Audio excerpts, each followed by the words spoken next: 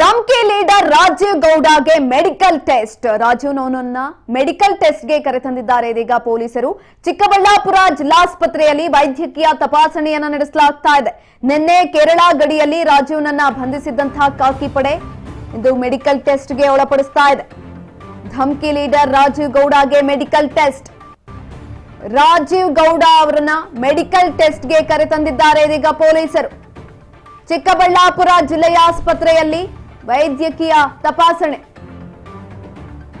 ನಿನ್ನೆ ಕೇರಳ ಗಡಿಯಲ್ಲಿ ರಾಜೀವ್ನನ್ನ ಬಂಧಿಸಿದಂತಹ ಖಾಕಿ ಪಡೆ ಈಗಾಗಲೇ ಮೆಡಿಕಲ್ ಟೆಸ್ಟ್ ಅನ್ನ ಕೂಡ ಮುಗಿಸಿದೆ. ಇನ್ನೇನು ಕೋರ್ಟ್ಗೆ ಹಾಜರುಪಡಿಸಲಾಗುತ್ತೆ ರಾಜೀವ್ ಗೌಡನನ್ನ.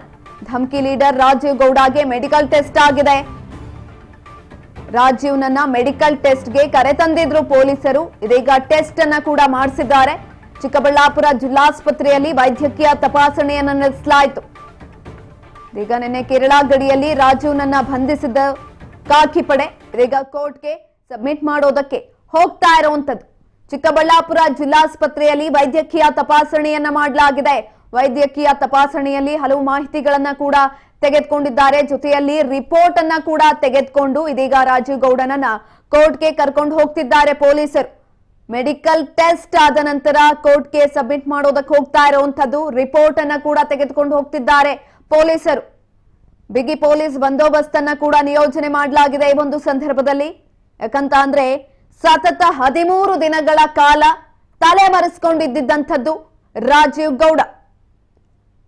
13 ದಿನಗಳ ನಂತರ ಆತನನ್ನ ಖಾಕಿ ಪಡೆ ಬಂಧಿಸಿತ್ತು.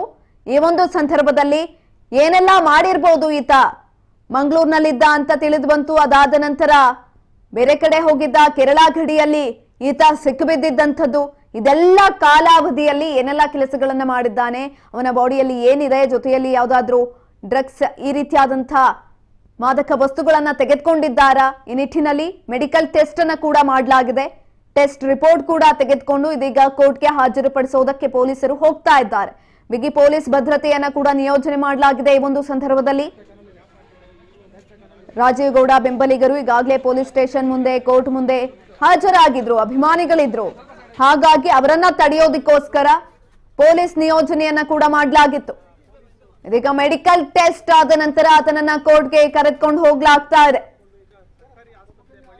ಚಿಕ್ಕಬಳ್ಳಾಪುರ ಜಿಲ್ಲಾಸ್ಪತ್ರೆಯಲ್ಲಿ ವೈದ್ಯಕೀಯ ತಪಾಸಣೆಯನ್ನ ಮಾಡಿದ್ರು. ಅದಾದ ನಂತರ ರಿಪೋರ್ಟ್ ತೆಗೆದುಕೊಂಡು ಕೋರ್ಟ್ಗೆ ಹೋಗ್ತಾ ಇರುವಂತದ್ದು. ಕೋರ್ಟ್ ಯಾವ ರೀತಿಯಾದಂತಹ ನಿರ್ಧಾರವನ್ನ ತೆಗೆದುಕೊಳ್ಳುತ್ತೆ, ಯಾವ ಆದೇಶವನ್ನ ಹೊರಡಿಸುತ್ತೆ, ಯಾವ ಶಿಕ್ಷೆಯನ್ನ ಕೊಡುತ್ತೆ ಅನ್ನೋದನ್ನ ಕಾದು ನೋಡ್ಬೇಕಾಗಿದೆ. 13 ದಿನಗಳ ಬಳಿಕ ಬಂಧನ ಆಗಿರುವಂತದ್ದು. ಈಗಾಗಲೇ ಜಾಮೀನು ಅರ್ಜಿ ವಿಚಾರಣೆಯನ್ನ ಕೂಡ ತಿರಸ್ಕಾರ ಮಾಡಿತ್ತು ಕೋರ್ಟ್. ಇದಾದ ನಂತರ ಇದನ್ನ ಕೋರ್ಟ್ಗೆ ಸಬ್ಮಿಟ್ ಮಾಡಲಾಗ್ತಾ ಇರುವಂತದ್ದು. ಹಾಗಾಗಿ ರಾಜೀವ್ ಗೌಡಗೆ ಯಾವ ಶಿಕ್ಷೆ ಆಗುತ್ತೆ? ಈಗಾಗಲೇ 16 ಕ್ರಿಮಿನಲ್ ಪ್ರಕರಣಗಳು ಈತನ ವಿರುದ್ಧ ದಾಖಲಾಗಿದ್ದಾವೆ. ಇದು ಒಂದು ಎಕ್ಸ್ಟ್ರಾ. ಈ ಒಂದು ಪ್ರಕರಣದಲ್ಲಿ ರಾಜೀವ್ ಗೌಡಗೆ ಯಾವ ಶಿಕ್ಷೆ ಸಿಗುತ್ತೆ? ಹಾಗಾದ್ರೆ ಕೋರ್ಟ್ಗೆ ಕರೆದುಕೊಂಡು ಹೋಗ್ತಿದ್ದಾರೆ ರಾಜೀವ್ ಗೌಡನನ್ನು.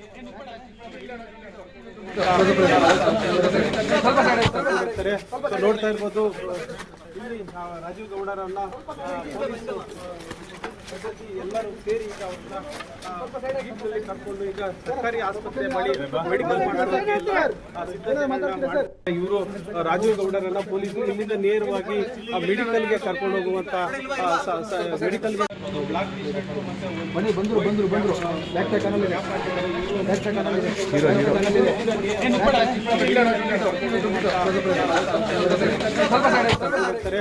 ನೋಡ್ತಾ ಇರ್ಬೋದು ಇಲ್ಲಿ ರಾಜೀವ್ ಗೌಡರನ್ನ ಮೆಡಿಕಲ್ ಟೆಸ್ಟ್ ಬಳಿಕ ಕೋರ್ಟ್ಗೆ ಹಾಜರುಪಡಿಸಲಾಗ್ತಾ ಇದೆ ರಾಜೀವ್ ಗೌಡನನ್ನ.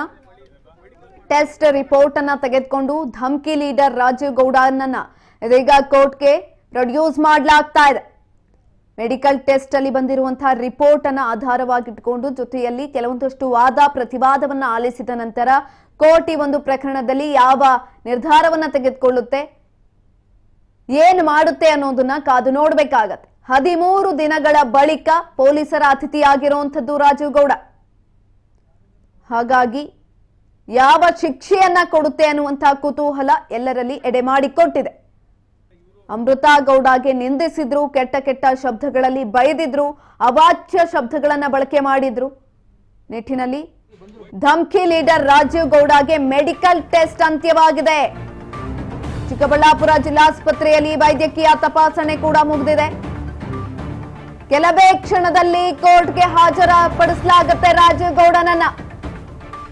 ಜೆಎಂಎಫ್ಸಿ ಕೋರ್ಟ್ಗೆ ಹಾಜರುಪಡಿಸಲಿದ್ದಾರೆ ಪೊಲೀಸರು ರಾಜೀವ್ ಗೌಡನನ್ನ. ಧಮ್ಕಿ ಲೀಡರ್ ರಾಜೀವ್ ಗೌಡಗೆ ಮೆಡಿಕಲ್ ಟೆಸ್ಟ್ ಅನ್ನ ಮಾಡಿಸಲಾಗಿದೆ. ಈಗಾಗಲೇ ಅಂತ್ಯ ಆಗಿರುವಂತದ್ದು. ಚಿಕ್ಕಬಳ್ಳಾಪುರ ಜಿಲ್ಲಾಸ್ಪತ್ರೆಯಲ್ಲಿ ಮೆಡಿಕಲ್ ಟೆಸ್ಟ್ ಅನ್ನ ಮಾಡಿಸಲಾಯಿತು.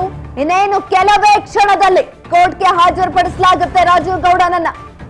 ಜೆಎಂಎಫ್ಸಿ ಕೋರ್ಟ್ಗೆ ಪೊಲೀಸರು ಹಾಜರುಪಡಿಸಲಿದ್ದಾರೆ. ಮೆಡಿಕಲ್ ರಿಪೋರ್ಟ್ ಕೂಡ ಬಂದಿದೆ. ಧಮ್ಕಿ ಲೀಡರ್ಗೆ ಯಾವ ಶಿಕ್ಷೆ ಸಿಗುತ್ತೆ ಅನ್ನೋದನ್ನ ಕಾದು ನೋಡಬೇಕಾಗಿದೆ. ಈಗಾಗಲೇ 16 ಕ್ರಿಮಿನಲ್ ಪ್ರಕರಣಗಳು ಈತನ ವಿರುದ್ಧ ದಾಖಲಾಗಿದ್ದಾವೆ. ಇದೊಂದು ಎಕ್ಸ್ಟ್ರಾ ಕ್ರಿಮಿನಲ್ ಕೇಸ್. ಅಮೃತಾ ಗೌಡಗೆ ನಿಂದಿಸಿದ್ರು. ಸರ್ಕಾರಿ ಉದ್ಯೋಗಿ ಅನ್ನೋದನ್ನು ನೋಡಿಲ್ಲ, ಜೊತೆಯಲ್ಲಿ ಹೆಣ್ಣು ಮಗಳು ಅನ್ನೋದನ್ನು ನೋಡಿಲ್ಲ. ಕೆಟ್ಟ ಕೆಟ್ಟ ಭಾಷೆಗಳನ್ನ ಪದ ಬಳಕೆಯನ್ನ ಮಾಡಿದ್ರು. ಹಾಗಾಗಿ ಈತನ ವಿರುದ್ಧ ದೂರನ್ನ ಕೊಟ್ಟಿದ್ರು ಅಮೃತಾ ಗೌಡ. ಈತನ ಬಂಧನಕ್ಕಾಗಿ ಪೊಲೀಸರು ಹರಸಾಹಸವನ್ನೇ ಪಟ್ಟಿದ್ದಾರೆ. ತಲೆಮರೆಸ್ಕೊಂಡಿದ್ರು. ಶ್ರೀಮಂತ ಉದ್ಯಮಿಯೊಬ್ರು ಇವ್ರಿಗೆ ಆಶ್ರಯವನ್ನ ಕೊಟ್ಟಿದ್ರಂತೆ ಮಂಗಳೂರಿನಲ್ಲಿ. ಅದಾದ ನಂತರ ಈತ ಕೇರಳ ಗಡಿಯಲ್ಲಿ ಸಿಕ್ಕಿಬಿದ್ದಿರೋಂಥದ್ದು. ಇದೀಗ ಆತನನ್ನ ಕರೆದುಕೊಂಡು ಬಂದು ಪೊಲೀಸ್ ಗೆಸ್ಟ್ ಹೌಸ್ ನಲ್ಲಿ ಕೂಡ ಬೆಳಗ್ಗೆ ಇಟ್ಟಿದ್ರು. ಆ ಗೆಸ್ಟ್ ಹೌಸ್ ಅಲ್ಲಿ ವಿಚಾರಣೆಯನ್ನ ಕೂಡ ಮಾಡಿದ್ದಾರೆ. ಹಲವು ಮಾಹಿತಿಗಳನ್ನ ಪಡೆದುಕೊಂಡಿದ್ದಾರೆ. ಎಲ್ಲವನ್ನ ರಿಪೋರ್ಟ್ ರೂಪದಲ್ಲಿ ದಾಖಲು ಮಾಡಿಕೊಂಡಿರುವಂತದ್ದು. ಇನ್ನೊಂದು ಕಡೆನಲ್ಲಿ ಆತನಿಗೆ ಮೆಡಿಕಲ್ ಟೆಸ್ಟ್ ಕೂಡ ಪೂರ್ಣ ಆಗಿದೆ. ಈಗ ಕೋರ್ಟ್ಗೆ ಹಾಜರುಪಡಿಸೋದಕ್ಕೆ ಪೊಲೀಸರು ರೆಡಿ ಆಗಿರುವಂತದ್ದು, ಕತ್ಕೊಂಡು ಹೋಗ್ತಿದ್ದಾರೆ. ಜೆಎಂಎಫ್ಸಿ ಕೋರ್ಟ್ಗೆ ಹಾಜರುಪಡಿಸಲಾಗುತ್ತೆ ಎಂದು ರಾಜೀವ್ ಗೌಡನನ್ನ. ಹಾಗಾದ್ರೆ ಯಾವ ಶಿಕ್ಷೆಯನ್ನ ಕೊಡಲಿದೆ ಅನ್ನುವಂತ ಕುತೂಹಲ ಎಲ್ಲರಲ್ಲಿ ಎಡೆ ಮಾಡಿಕೊಟ್ಟಿರುವಂತದ್ದು. ಕರ್ಕೊಂಡು ಹೋಗುವಂತ ಮೆಡಿಕಲ್ಗೆ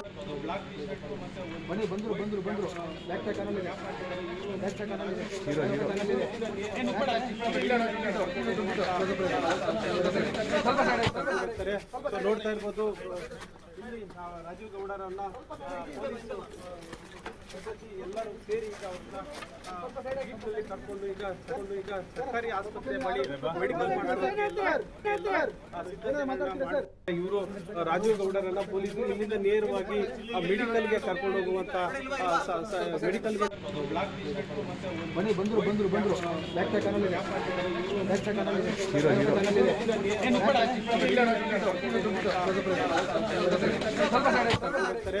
ನೋಡ್ತಾ ಇರ್ಬೋದು. ರಾಜೀವ್ ಗೌಡರನ್ನ ಪೊಲೀಸರು ಎಲ್ಲರೂ ಸೇರಿ ಈಗ ಅವ್ರನ್ನ